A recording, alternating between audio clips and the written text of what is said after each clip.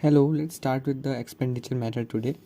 तो expenditure method से हम डायरेक्टली स्टार्ट करते हैं। इसके 4 कंपोनेंट्स होते हैं। So let us discuss with the first one. First one is private final consumption expenditure.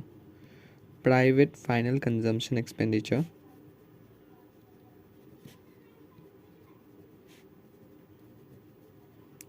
private final consumption expenditure. It is a method to find the national income by summing up the expenditure of all the sectors, okay, especially private sector, export sector, import sector, and government sectors. Now, government final consumption expenditure. Government final consumption expenditure. So these two are very easy and these are directly given in the question. So we will simply add up these two. Private final consumption expenditure, ये हमें ऐसे दिया रहेगा कि expenditure bye house holds ऐसे दिया रहेगा, तो हम समझ जाएंगे कि प्राइवेट फाइनल कंजम्पशन एक्सपेंडिचर दिया है। और डायरेक्टली भी दे सकता है। ये दोनों यूजुअली हमें डायरेक्टली दिया रहता है। थर्ड वाला कंपोनेंट हमें इतना इजीली नहीं दिया रहता है। फोर्थ वाला हमें दिया रहता है। नेट एक्सपोर्ट्स होता है फोर्थ वाला, पहले ही बता देता हूँ मैं। नेट एक्सपोर्ट्स, इसका फॉर्मूला होता है एक्स माइनस एम, यानी exports minus imports. Exports minus imports, ये हमारा फॉर्मूला होता है। यहाँ पे जो एक्स है इसका मतलब होता है एक्सपोर्ट्स, और एम जो होता है इसका मतलब होता है हमारा इम्पोर्ट्स। एम मतलब इम्पोर्ट्स। ओके, नाउ थर्ड वाला कंपोनेंट्स का हम बात करते हैं। इसका नाम है हमारा gross domestic capital formation. Gross domestic capital formation, इसके बारे में हम डिटेल डिस्कशन करेंगे। कैपिटल फॉर्मेशन ये होता है कि एक्चुअली, ओके। सो ये तीन चीज़ तो बहुत इजी है, ये वाला एंड ये वाला, ओके। ये दोनों हमें डायरेक्टली दिया रहेगा। अगर ये नहीं भी दिया रहता तो एक्सपोर्ट इंपोर्ट दिया रहेगा। हम एक्सपोर्ट में से इंपोर्ट माइनस करके नेट एक्सपोर्ट्स निकालेंगे, और डायरेक्टली दिया तो कोई प्रॉब्लम ही नहीं है। तो अब हम नंबर थर्ड को हम यहाँ पे डिटेल डिस्कशन करते हैं। सिंपल है, इसके बाद ये एक्सपेंडिचर मेथड्स खत्म ही हो जाएगा। थर्ड वाले की बात करते हैं हम, ग्रॉस डोमेस्टिक कैपिटल फॉर्मेशन। इसका दूसरा नाम भी है gross investment, okay. Gross investment, अगर ग्रॉस इन्वेस्टमेंट आपको दे दिया है तो आप बहुत लकी है, हमको कुछ करना ही नहीं है। चारों को ऐड करके हमें एक्सपेंडिचर मेथड से निकालना है आंसर नेशनल इनकम का, ठीक है।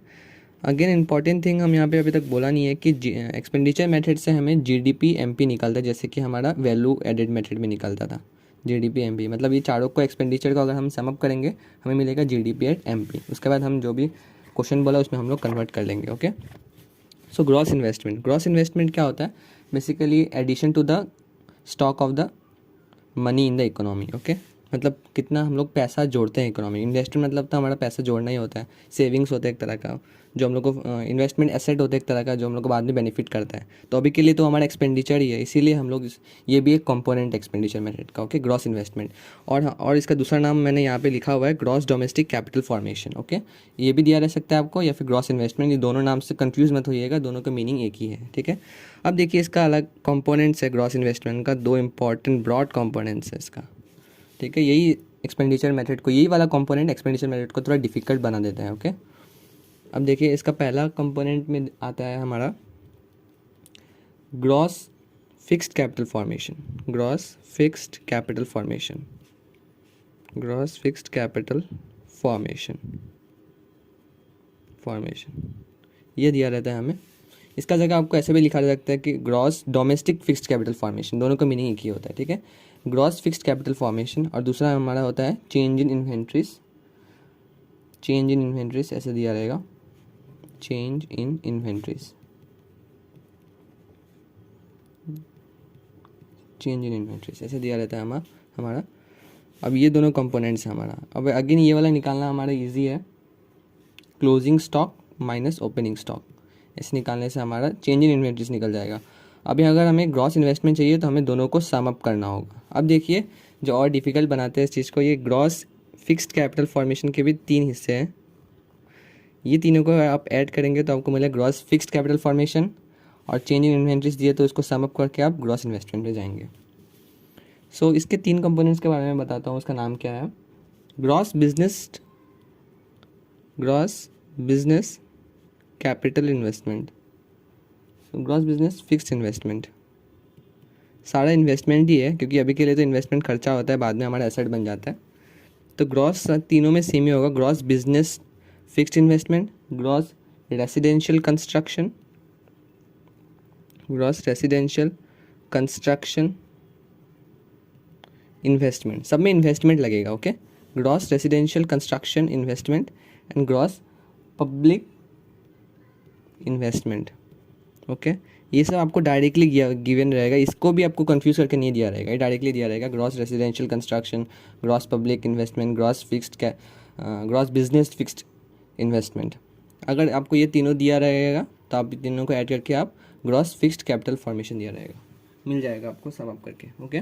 तो एक क्वेश्चन ऐसे भी आ सकता है एग्जाम में, that what do you mean by gross fixed capital formation. तो आप ये तीनों को इसको ऐड करके बताइएगा कि तीनों को कंपोनेंट्स को ऐड करके हमारा ग्रॉस फिक्स्ड कैपिटल फॉर्मेशन बनता है। इसको आप लैंग्वेज में लिख के आप पूछ सकते हैं एग्जाम में ऐसा, चेंज इन इन्वेंट्रीज। तो बस ये सारा कंपोनेंट्स था हमारा, इतना पढ़ने से हो जाएगा हमारा एक्सपेंडिचर मेथड। टोटल 4 ही कंपोनेंट्स है इसके। अगेन आपको अगर समझना है कि ग्रॉस बिजनेस फिक्स्ड इन्वेस्टमेंट क्या होता है, इसमें हमारा जो गवर्नमेंट एक्सपेंडिचर करता है हमारा फिक्स्ड एसेट्स को लेके, उसको बोलते हैं gross business fixed investment. Fixed इसलिए बोला क्योंकि यहाँ पे फिक्स्ड एसेट्स पे गवर्नमेंट खर्चा करते हैं, जैसे मशीनरी, प्लांट एंड इक्विपमेंट्स, ये सब।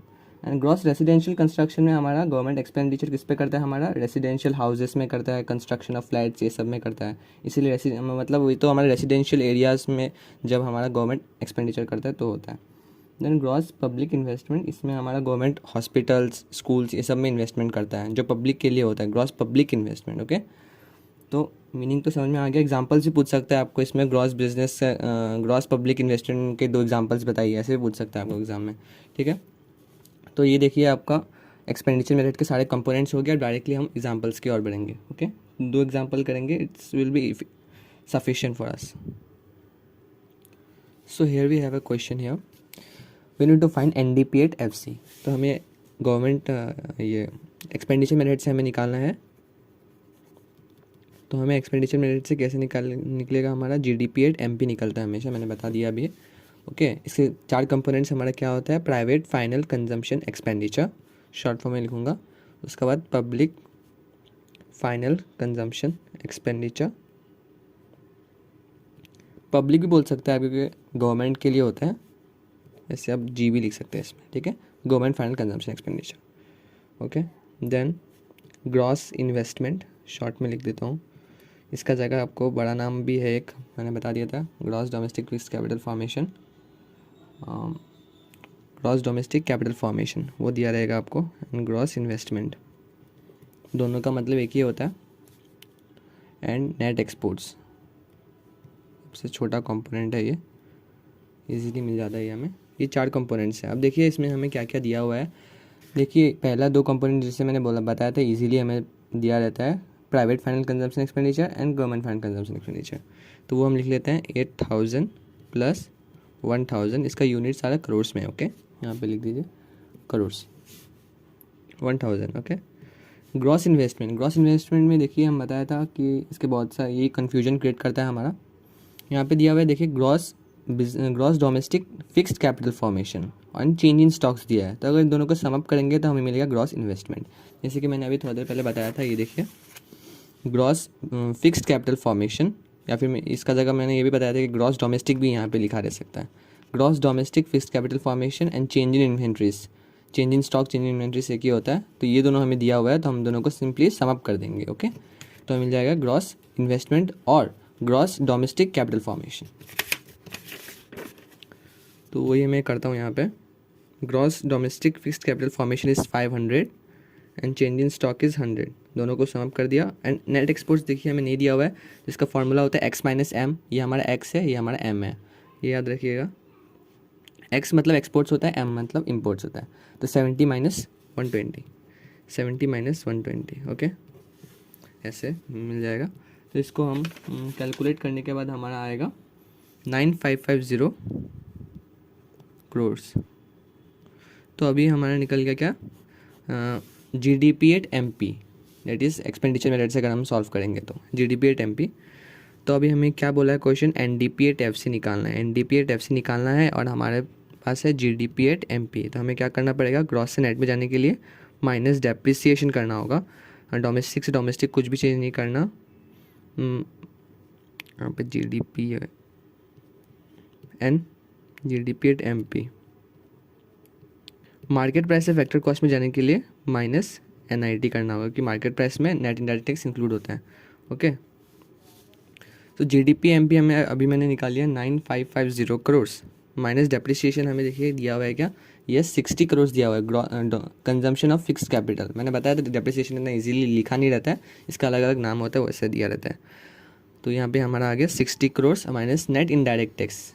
इनडायरेक्ट टैक्स डायरेक्टली नहीं दिया हुआ है हमें, इनडायरेक्ट टैक्स और सब्सिडीज़ दिया हुआ है, तो हमें इनडायरेक्ट टैक्स और सब्सिडीज़ माइनस कर लेना है। 700 माइनस 50, ओके,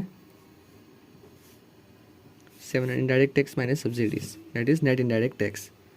तो इसे करने के बाद हमारा आ जाएगा 8840 crore. So this is our final answer to the question, that is the NDP-8FC, जो हमें एक्सपेंडिचर मेथड से मैंने निकाला है। ओके, आपको क्वेश्चन में दिया रहेगा किस मेथड से निकालना है, या फिर कंपोनेंट देख के आप समझ जाइए कैसे निकालना है आपको। ओके, कंपोनेंट जो जिसका ज़्यादा रहेगा, फाइनल कंजम्पशन, ये सब दिया रहेगा, मतलब आपको एक्सपेंडिचर मेथड इस्तेमाल करना है। ओके, तो ये सब को आप इग्नोर मारिए, ये सब किसी काम का नहीं है। नेट करंट ट्रांसफर्स ये सब कन्फ्यूजन के लिए होता है।